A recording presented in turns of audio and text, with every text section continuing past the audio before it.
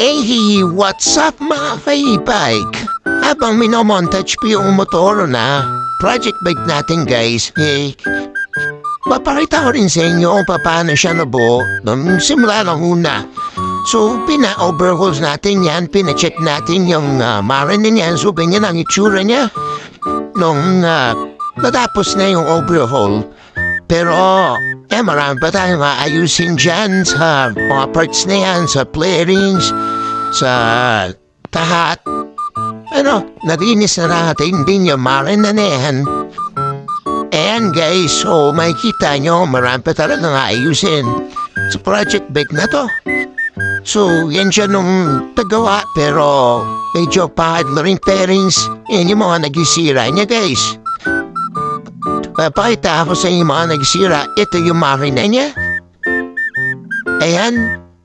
Tama pinalitan. At ayun siya rin nag-start. So pinalitan natin dyan guys ng, silinyador.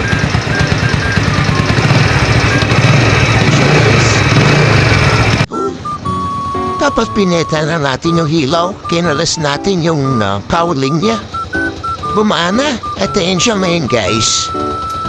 Pinahago natin setup, malaklasik ang dalawan. So yun guys, thank you for watching.